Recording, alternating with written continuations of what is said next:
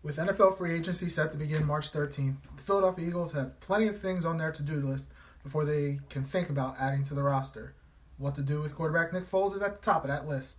How to maneuver their way to get more under the salary cap before the new league year begins is also on the list. With that, welcome to the Kelly Green Hour, as we will discuss those items and more right here on the Always Next Year podcast. I'm your host, LJ Harrell, and joining me tonight is Shane. Shane, how you doing? I'm good, man. I had 2 solo segments earlier, which are not fun to do alone. So look, there's another human being to talk to, so I feel good right now. Well, and it's talking about football. It does help. Which the NFL offseason is going to be a heck of a lot better than the MLB. Let's wait 4.5 months until Manny Machado or Bryce Harper sign off season. It's been a dog shit time in my life. Thank you for bringing it up. You're welcome. I'm just saying we get to talk about some excitement. Hopefully. We do get to talk about some excitement, some Philadelphia Eagles football, and that makes life so much better. I can't wait. As I mentioned, NFL free agency begins March 13th. The period in which teams can franchise tag players actually started this past Tuesday and runs through March 5th. The only name on the Eagles roster that is going to be under consideration for the franchise tag is Nick Foles. Now, if the Eagles franchise tag Nick Foles, that's $25 million guaranteed. There are reports that if the Eagles place the tag on Foles, he's going to sign it immediately because it's $25 million, and can't blame the man because it's $25 million. Unfortunately for the Eagles, that means that that $25 million goes right. It's guaranteed, 100% guaranteed. The Eagles are, according to OverTheCap.com, they're roughly $2.15 million above or under the cap right now. So, giving Foles a $25 million guaranteed contract, obviously they're going to have to figure some things out. If you were Howie Roseman, Joe Douglas, are you putting the franchise tag on Nick Foles? You know what? I don't think I am. I don't know that he immediately becomes, you want to trade him, you want to trade him, you want to trade him. Well, we're talking that anyway, so, without him being under the... Right. But that immediately lessens the value that he already lessened himself towards the end. It's, or at least I feel. So, it's tough. I feel like sign him, franchise tag him, that's fine. And say, Jacksonville, just for argument's sake, they were going to give you a second-round pick. Had he remained under contract that he was in, well, why would they give you a second-round pick right now when they know you have to move him again? I just don't know. Yeah, I mean, obviously... I just think it diminishes that value so greatly. I think it's going to come down to up to March 5th. I don't expect anything, over the next week to where the Eagles decide to make a move. That's an astronomical number. You're paying your starting quarterback. Carson Wentz is making, $7-8 million? $7.5, I think. This upcoming year, and if your backup, let's say, theoretically or hypothetically, he's going to be on the roster, is making $25 million. We already know that while they're best friends, at least, they portray themselves as best friends, there's going to be, when your backup quarterback is making 3 times as much money as the starter, the franchise, the guy that you want to go into the future with, there's going to be there's already divisions in the locker room, and it's going to split the locker room up even more. I do believe fully that Carson Wentz is someone who could handle that particular scenario. I understand the divisions in the locker room, and I know how difficult it is to view yourself as being undervalued or to see the people that are with you. I mean, we all know that in our own professions and careers. That's a tough thing going to work every single day. But if there are people that can handle it in pro sports, I think Carson Wentz is certainly one of them. I actually disagree with you on that. I mean, I don't think the money will bother him. I just think having Nick Foles on the roster with what he's accomplished over the last couple of years is what could bother Carson Wentz. He had talked about which you can't deny. I mean, he admitted that during the Super Bowl run, even during the playoffs last year, it was tough for him to sit out. And obviously, any competitors isn't going to, like to see their backup accomplish more than they are. But I just feel, in my opinion, that one incomplete pass, one interception, the fan base is going to be, we want Nick, the Foles chant. And that's where I think it could take over while they're going to claim that, they're a tight bond, deep down, there was already division. Like I mentioned, there was division. They were making shrine. Granted, I thought it was a joke thing on Chris Long's part, but some of the locker room, probably led by Alshon Jeffrey, wanted Nick Foles to be the quarterback, while the Zach Ertz and the Jordan Matthews were on Wentz's side. And for this team to take a step forward, to get back to the playoffs, to keep going to another Super Bowl run, they have to have 100% unity. Big picture, obviously it behooves the Philadelphia Eagles, and it does behoove Carson Wentz for Nick Foles to not be in this roster in any capacity. But it wouldn't be like, there's no way that you sit there and you place the franchise tag on Nick Foles, and the conversation isn't had with Carson Wentz. Carson Wentz is obviously going to say, look, you got to do what you got to do. I think whatever. The intent is still to move him. He's not going to be on the roster long term. It's just. Well, I mean, I think if they put the franchise tag on him, and you mentioned it, teams are going to say, look at the Eagles and be like, we're not going to give you anything because in theory you can't keep him on the roster. But the Eagles could be like, we can. Howie Roseman is a master at manipulating the cap. He can be like, no, we'll just keep him, and which I don't see that happening. But because like I mentioned before, I would not blame Foles for signing that as soon as this placed on him. Be like, all right, I'm signing. That's $25 million that you guys are going to owe me. And if you can't find a trade, if you cut him or if you rescind the tag, they don't get a comp pick next year. And if you can trade him, but I don't know if you can cut him. And if you cut him, that's 25. That's still money against your cap. So it's a tough choice. Which that's why I expect Howie Roseman to take the full 2 weeks, whatever it is, to law over everything and make sure that he's making the 100% correct decision for his franchise. Yeah, at the end of the day, I mean, I don't know how you feel about it, and I like Nick Foles. I do. I think he's talented enough, but I think he's a system guy, and a product of a lot of different things. I don't fear him. Like, if he went in division, it kind of sucks, but I don't fear him. I agree with you. Like, a lot of people are like, I don't want to see him go to the Giants. Well, the only thing with the Giants is they have weapons. Saquon is really good. They do have Their offensive line is terrible, but Saquon made a lot out of nothing with that offensive line. And, if Odell Beckham Jr. stays, throw it up to him. You saw what he did with Alshon, right. And Alshon's not even a burner. Give him somebody that can catch one-handed and do whatever. Man's going to throw 10 touchdown passes to Nick Foles on the year, too. It might. So, I mean, while I don't fear him going to the Redskins, I don't fear him going to the Giants. I mean, it would be... It's going to be a better game than if Eli Manning was the quarterback 100% agree. Of the Giants. Now, as I mentioned before, according to overthecap.com, the Eagles have roughly about $2.15 million in cap space, but we want them to make moves in free agency. Looking at the roster as it's constituted right now, taking Nick Foles out of it, who could the Eagles release? There's a bunch of names, and this doesn't include the free agents because that's like Brandon Graham's not included in this because his contract is off because he is a free agent. But some of the players who are a couple of the names that the Eagles could release. There's Jason Peters. He's only making $10 million this upcoming year, but if they release him, $8 million comes off the books. Timmy Jernigan, if you release him, I think around $8 to $10 million comes off the books. So it's going to be interesting to see what Howie Roseman does. And, I don't want to be the person to go up to Jason Peters and be like, hey, guy, you're being released. I don't know how he would take it unless he retires, which I don't think he's going to. I don't even know if the Eagles have it in-house. I don't trust Vitae. I don't know if Jordan Mailata is going to be ready next year. But it's going to be really interesting to see.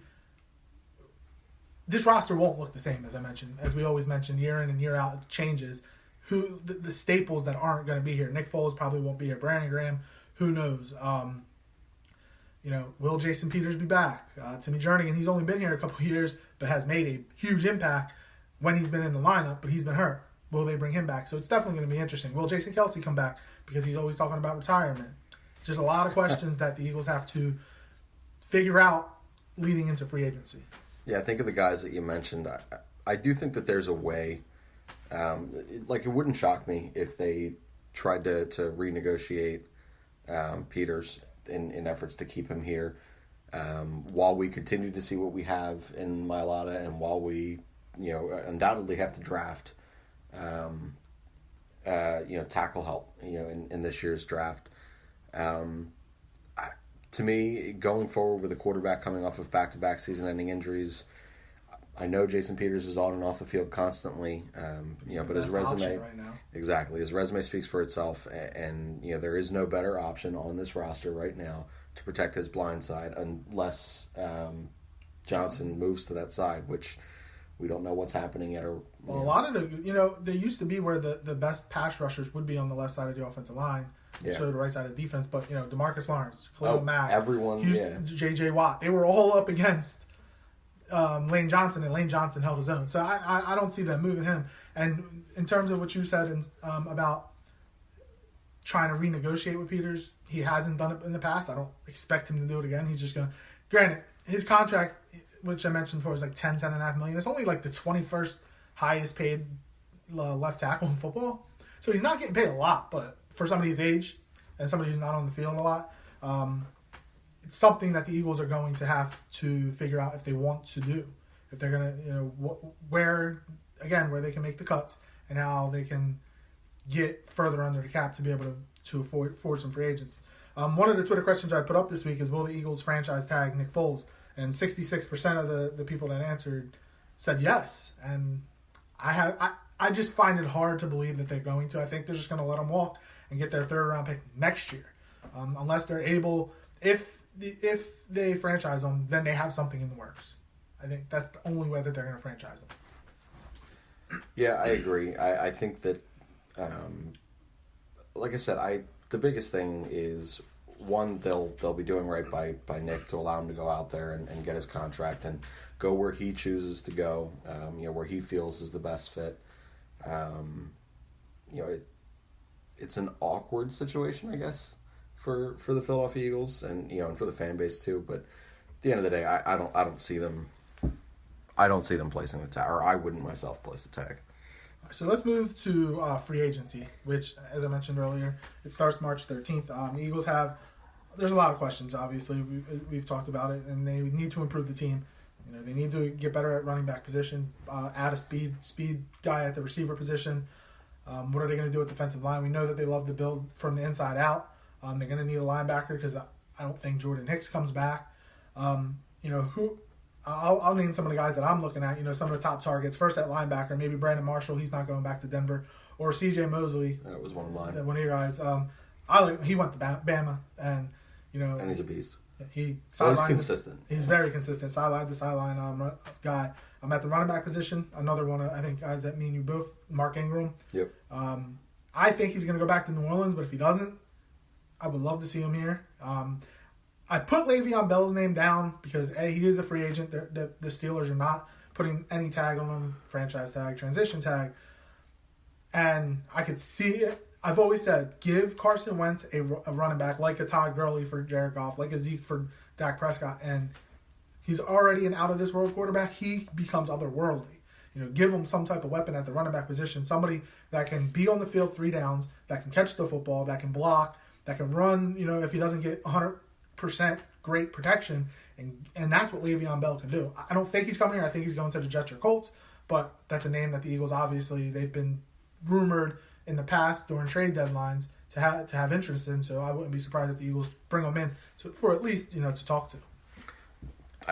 They're going to talk to him. I just don't see how they financially make it work. And look, if he comes here, he's going to have to come here for less than what he wants, and that devalues the entire process that he went through last year. Losing $14.7 million. Yeah, which, look, hey, respect to that guy. He at least I believe. You saw what happened to Earl Thomas. So, yeah, absolutely. Flipping him off. And that was still one of the coolest things I ever saw. He was just awesome.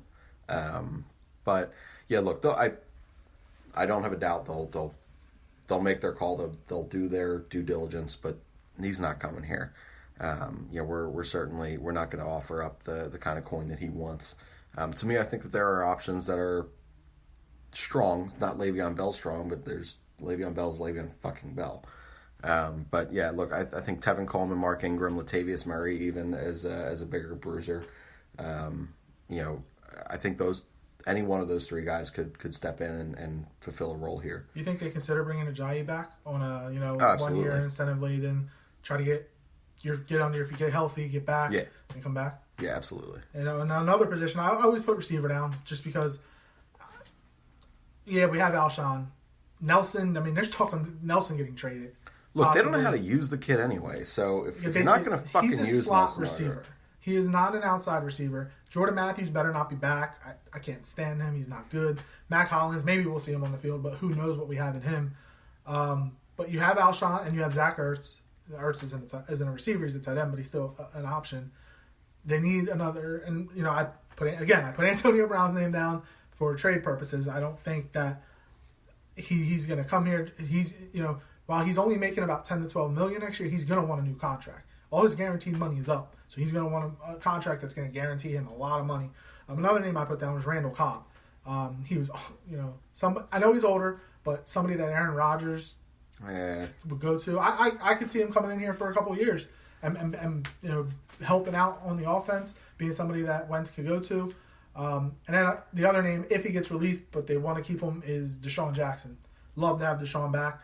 Speed threat, go down the field. Having him with Alshon and then Ertz over the middle, I think that would just be a dangerous combination.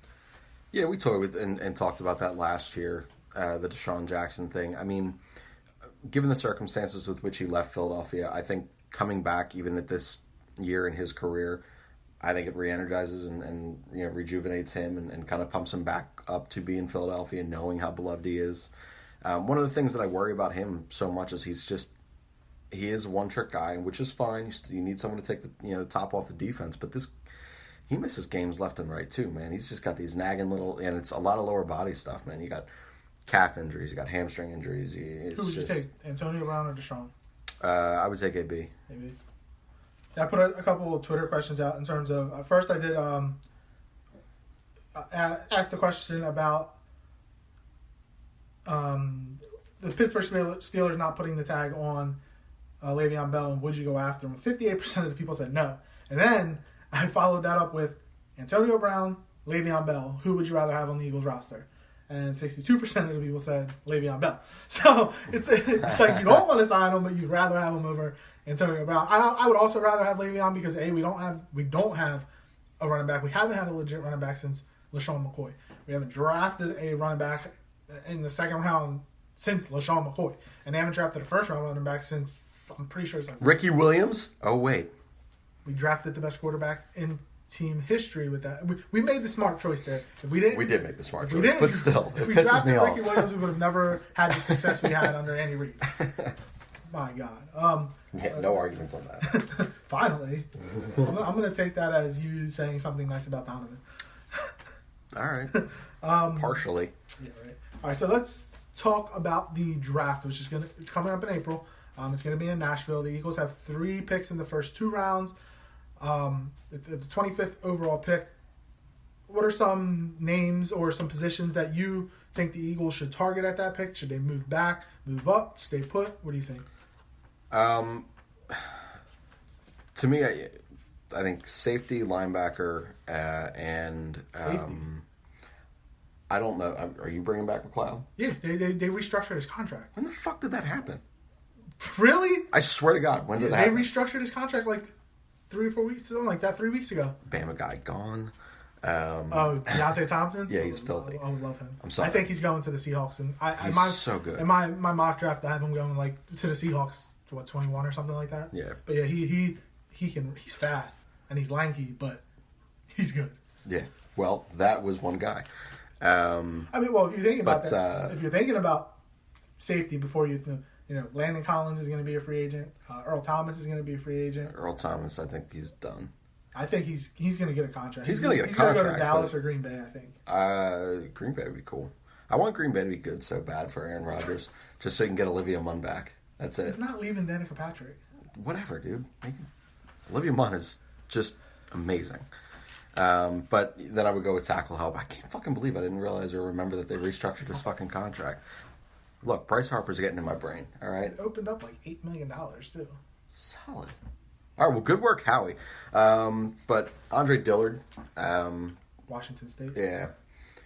is a name that, look, that works. To me, I know it's only $10 million at the left tackle position, but I think that if you can get a first round tackle in there, and the Eagles do like I mentioned before, build from the inside out. So is that who you're going with? All right. So I have 4 positions down for the 25th pick. First, defensive end. Obviously, we don't know what's going to happen with Brandon Graham. I put Montez Sweat down from Mississippi State. We want 2 Sweats on this team. Yeah, right. Him or one of the Clemson guys that they dropped down. Cleveland Farrell, Dexter Lawrence. Dexter Lawrence could possibly drop down. They're not dropping down to 25. But they would be awesome. If you get one of those Dexter Lawrence, put him right next to the Fletcher Cox. Oh my god, unfair. It's ridiculous. I also put offensive tackle down, but I put Greg Little from Ole Miss. He's somebody that you could pretty much throw in and start at left tackle right away, or put him at right tackle if you wanted to put Johnson on the other side. So this is a really good line draft for the first round, first couple rounds. I put running back 2. He's probably going to go early, but I put Josh Jacobs. He is filthy. He can do... Yeah, that Twitter video that went around like 2 weeks when people realized who Josh Jacobs was again, hilarious. Which one? The one when the block video? Okay, I thought you were talking about the one where he ran right through, I think it was the Notre Dame guy. Oh my god. That was... We should probably... All right, look... We got to release those videos, but he is not fair. He's not a human being. Again, I'm an Alabama fan, so I hate Alabama. And the crazy part is he didn't start. He was the 3rd best running back on the team, but Josh Jacobs can catch the ball, can run the ball, and block, as you mentioned in that video going around. He can do it all. And if he drops to 25, I know the Eagles don't draft running backs in the first round, but you have to seriously consider it. I think he's going to go top 15 though, unfortunately. But I would love Josh Jacobs here.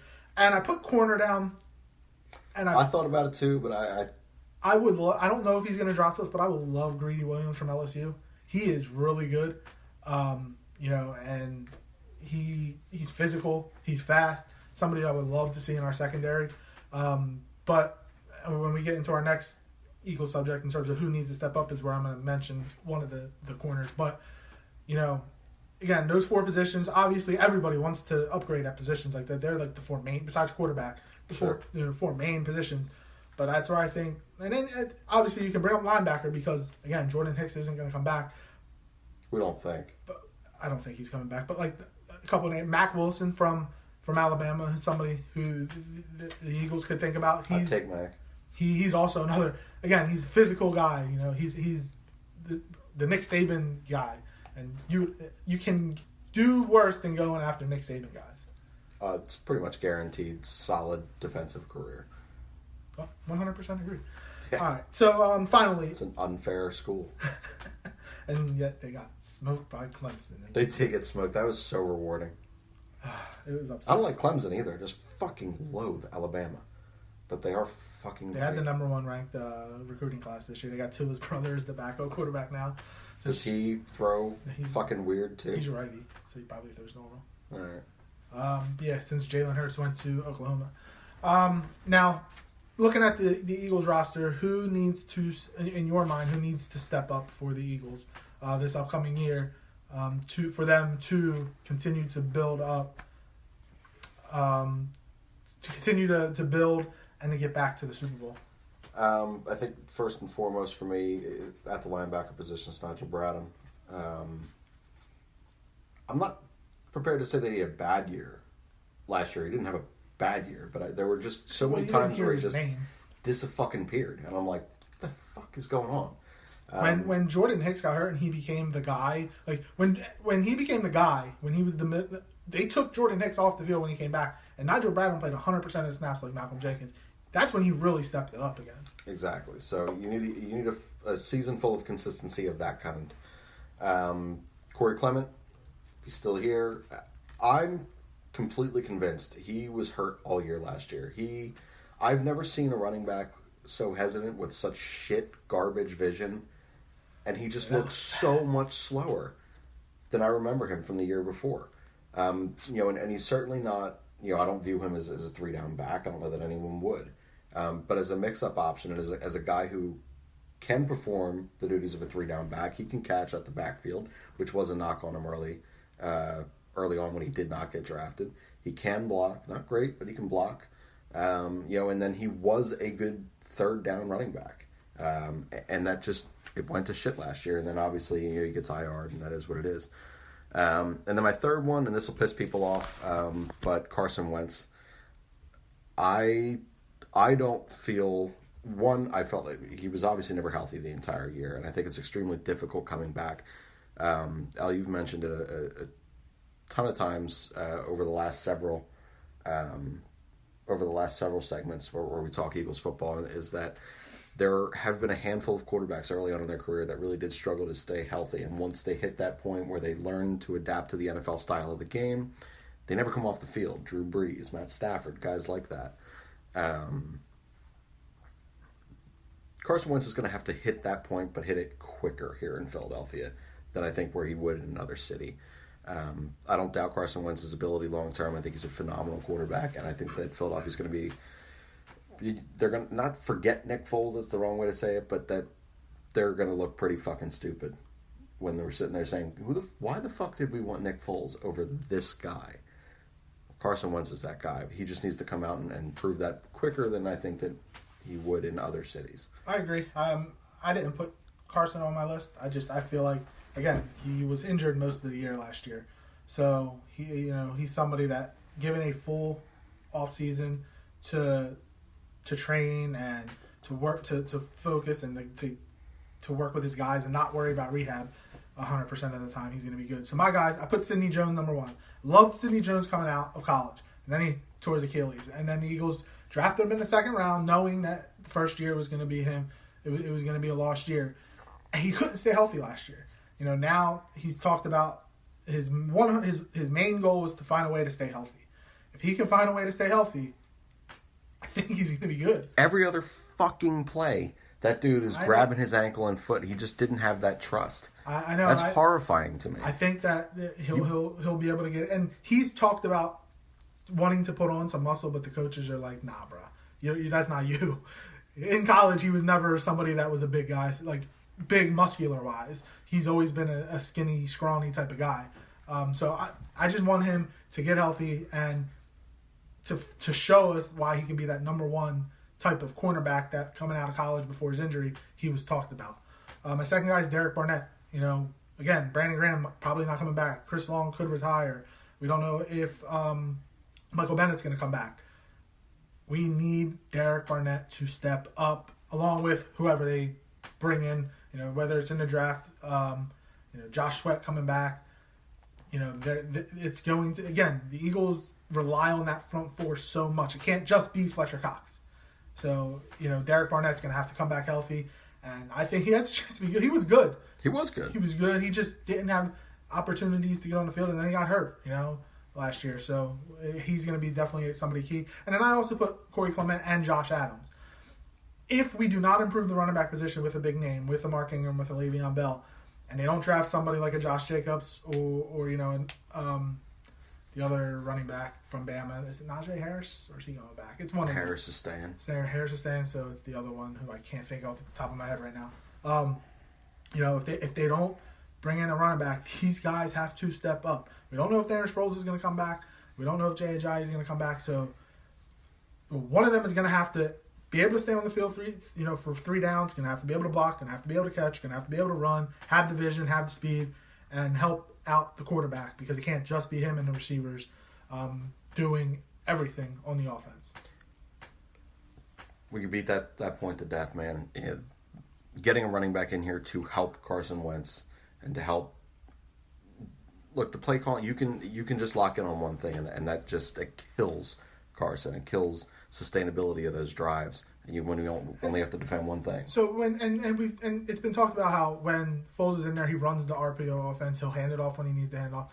But he has more trust in the running backs, obviously, than Wentz does. Wentz doesn't trust those running backs, and I honestly don't think that Peterson does, because when we're up 17 points in the fourth quarter against the Titans and 14 points in the fourth quarter against the Panthers or whatever, if it's reversed. He runs the ball more if you have a Le'Veon Bell, obviously, a Le'Veon Bell type, or a Mark Ingram type. We had Josh Adams and Corey Clement. Shit, dude. 2 years ago, He ran the ball with Laggert, my friend. Love Laggert. I wish we could have brought him back last year. Laggert. It's still my favorite name in sports. But yeah, the offense certainly changes, and the way that we protect second half leads absolutely changes because you can trust those guys. So what do you over the next couple of weeks in terms of NFL? It could be Eagle related or just NFL related. What are you most looking forward to, and to hopefully take your mind off of news Bryce happening Harper, fast? Bryce Harper not signing for 8.5 months. Anything. Well, I mean, we found out Le'Veon Bell wasn't going to get tagged right away. That's it. Look, that to me, like, there's another inch. Like, it's ridiculous right now how much the MLB offseason is just garbage. There's like the top 15, 20 players still fucking out there. Can't stand it. So any news, I don't give a damn. It could be the 19th tackle on a practice squad of anywhere. And they say, we're going to cut this guy. It's fucking news. I feel good about that. I feel great about that. That's what I'm looking forward to. And before we end, did you watch any of the AAF? Yeah. I think it can be a great developmental league. So do I. And I think the NFL needs to partner with, or the AAF and the NFL need to partner together. I don't know if it's going to happen. I think the NFL is waiting to see if the AAF can sustain. You don't want to put a bunch of money into something and then after 1 year, just like the XFL 15, 20 years ago, whatever it was, and they kind of just went kaboom because they didn't have the money and nobody watched it. I've watched all 4 games both weeks. There's some good players in the league. Obviously, they're not NFL talented players, but for the league that they're in, Louis Perez for the Birmingham Iron, who didn't play quarterback in high school or not until college, he didn't play quarterback. So he's somebody that if he can continue to develop under his coaches, has a chance to make a roster in the NFL. So I'll do an AF segment with you at some point. Like you said, the product's not phenomenal, but for the borderline NFL talent and roster talent there, it's a great opportunity to. It's football. It is football. Let's be real. When Bryce Harper and Scott Boras are sitting with thumbs up their ass waiting for somebody to give them $400 million, watch football. It's going to be more exciting than sitting there waiting for him to sign. Or rate and review our podcast and share it with your friends and family. Good transition there. I do what I can. All right, thanks for listening to the Kelly Green Hour right here on the Always Next Year podcast. For Shane Meade, I'm LJ Harrell. Have a good night.